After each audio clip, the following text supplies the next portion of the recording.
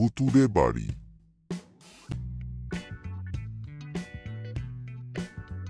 জঙ্গলের মধ্যে দিয়ে চলেছে এক যুবক।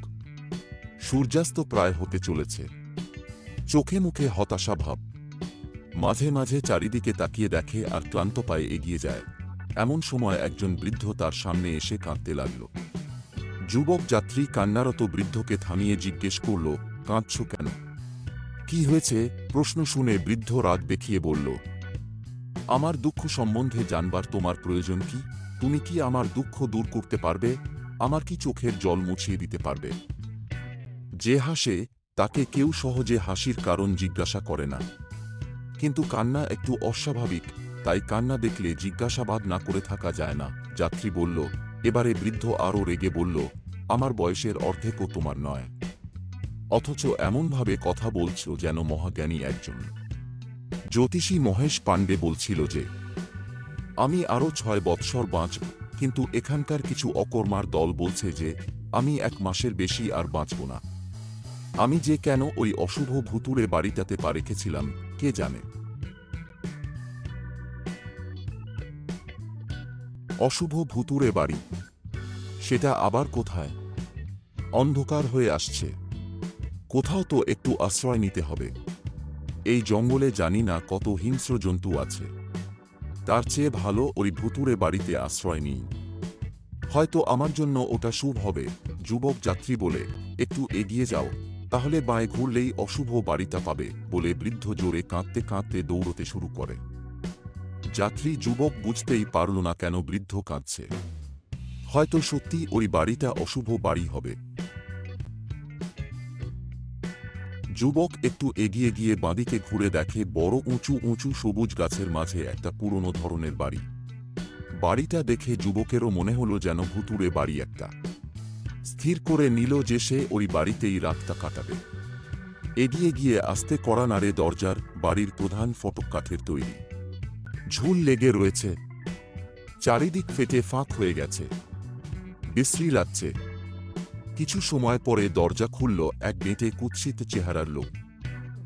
যুবক যাত্রী তাকে জিজ্ঞাসা করে যে সেই রাত্রের মতো ওখানে সে থাকতে পারবে কিনা।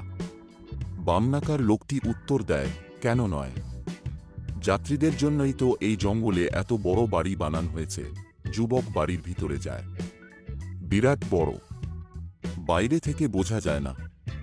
ভেতরে 4 জন বামনাকার লোক 4টি প্রদীপ জানালার কাছে রাখছে, কিন্তু প্রদীপে কোনো তেল নেই। প্রদীপের মধ্যে রয়েছে মণি, মণি থেকে আলো বিচ্ছুরিত হয়ে চারিদিক আলোকিত করে তুলেছে। যুবক দেখে বিস্ময়ে বলে ওঠে, বড়ই বিচিত্র এবং আশ্চর্য মনে হচ্ছে। বিশ্বাসই হচ্ছে না যে যা চোখের সামনে দেখছি তা স্বপ্ন নাকি সত্য। জীবনে অনেক কিছুই বিচিত্র, এর চেয়েও আশ্চর্যময় অদ্ভুত অনেক জিনিস আছে।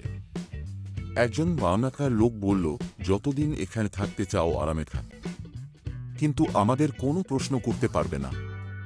আর প্রথম মহল্লাতে একটা সোনার দরজা আছে, ওটাকে কোনো অবস্থাতেই খোলার চেষ্টা করবে না। ঠিক আছে, খুলব না, কিন্তু এটুকু অন্তত বলো যে এ বাড়ির মালিক কে? যুবক জানতে চায়। একজন বামনাকার লোক বলল, প্রথমেই বলেছি আমাকে কোনো প্রশ্ন করবে না, আমার সাথে চলো। যুবক স্নান করতে চায়।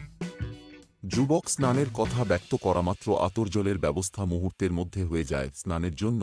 স্নানের পরই যুবকের খুব খিদে পায়। ভিতরে নিয়ে যায় তাকে। বিশাল এক ঘরে বিচিত্র এক টেবিল, টেবিলের উপর ঢাকা দেওয়া বাসনপত্র। যুবক খেতে বসলে বামনাকার লোকেরা ব্যস্ত হয়ে পড়ে পরিবেশনের জন্য।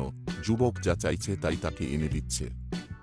যুবকের মনে কত প্রশ্ন উঁকি মারে, কিন্তু মুখের উপরে আঙুল তুলে ইশারায় না করে দিচ্ছে তারা।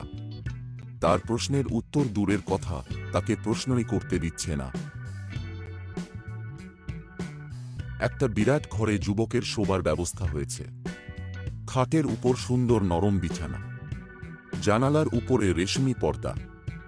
একজন বামনাকার লোক এসে পর্দা সরিয়ে দেয়। বাইরে থেকে ফুলের সুবাসে ভরা নির্মল বাতাস এসে ঘরে ঢোকে। বাইরে চাঁদের রূপালী আলো খেলছে। ইন্দ্রভবনের ন্যায় এমন সুন্দর বাড়িকে কেন বৃদ্ধ ভুতুড়ে অশুভ বলল? কেন কাঁদতে কাঁদতে বৃদ্ধ চলে গেল সে সম্বন্ধে যুবক অনেক ভাবল, কিন্তু কোন সমাধানই সে করতে পারল না। ভোর হলে ঘুম থেকে ওঠার পরে স্নান এবং আহার ভালো মতন হয়। যুবকের কোনো অসুবিধা নেই, তবে একটা অস্বস্তি যে কথা বলার কেউ নেই। সেদিন বিকেল পর্যন্ত বাড়ির 16টি ঘরের এদিক ওদিক কেবল ঘুরে বেড়ায়। অধৈর্য হয়ে পড়ে। বাড়ির প্রথম মহলে আসে যুবক। সেখানে একটাই মাত্র ঘর।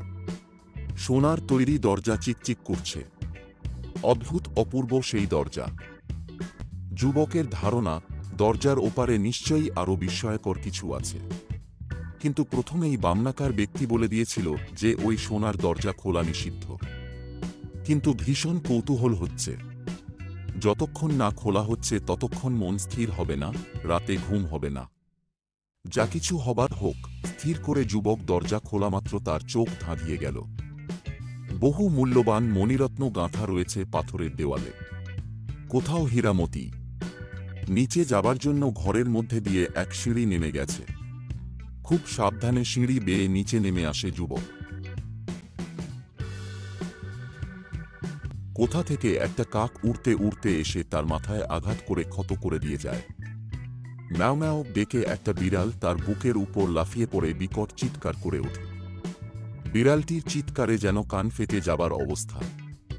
একটা চামচিকে যুবকের মাথার উপর 3 বার গোল হয়ে উড়ে যায়। যুবক ভয়ে কাঁপতে থাকে। ফিরবার জন্য পিছন ঘোরামাত্র বিদ্যুতের মতো আলো খেলে যায় একটা, এবং সঙ্গে সঙ্গে প্রতিধ্বনিত হয়ে ওঠে, মূর্খ, আজ থেকে ঠিক 20 বৎসর বাদে এই দিনে তোমার মৃত্যু নিশ্চিত। কথাগুলি শুনে যুবক অত্যন্ত খুশি হয়ে নিজের ঘরে ফিরে আসে। এসে দেখে ওই 5 জন বামনাকার কদাকার ব্যক্তি একে অপরের কাঁধে হাত রেখে ফিস ফিস করে কথা বলছে। যুবক উৎসাহে বলে ওঠে, কি ব্যাপার, সব জটলা করে কি করছ? বামনাকার লোকগুলি যুবকের হাসিমুখ দেখে বিস্ময়ে প্রশ্ন করল, কবে তোমার মৃত্যু তা তুমি জানলে? এটা জেনেও কান্নার পরিবর্তে তুমি হাসছ। বিচিত্র মনে হচ্ছে আমাদের। আমি কাঁদব কেন? আমার মৃত্যু সময় জানতে পেরে আমি সত্যি খুশি হয়েছি, যুবক জানায়। আপন খুশিতে যুবক নিজেই বলছে, সত্যি, যখন কোন ব্যক্তি নিজের মৃত্যুক্ষণ জানতে পারে তখন সে অস্থির হয়ে পড়ে, কোনোভাবেই নিশ্চিন্ত হতে পারে না, শান্তি পায় না। লক্ষ্যে বোধহয় আমার মতো একজনই আছে যে মৃত্যুক্ষণ পূর্বে জানা থাকা সত্ত্বেও খুশি হয়। ওই যুবক প্রকৃতপক্ষে একটি গ্রামে বাস করত। এই বয়সেই সে ছিল হৃদরোগে আক্রান্ত এক রোগী। যে সমস্ত বৈদ্য এবং জ্যোতিষী তাকে পরীক্ষা করেছে তারা বলেছে যে পরের 6 মাসের বেশি সে জীবিত থাকবে না আর। এ কথা জানার পরই গ্রাম ত্যাগ করে এসে এই জঙ্গলে ঘুরে বেড়াচ্ছে। এখন যখন সে জানল যে 6 মাস নয় আরও 20 বছর বাঁচবে, তখন সে সত্যি খুশি হয়। এর ফলে তার আত্মবল এবং আত্মবিশ্বাস বেড়ে যায়। বামনাকার লোকগুলির প্রতি কৃতজ্ঞতা জানিয়ে ইষ্টদেবতার স্মরণ করতে করতে নিজের গ্রামের দিকে এগিয়ে যায় যুবক।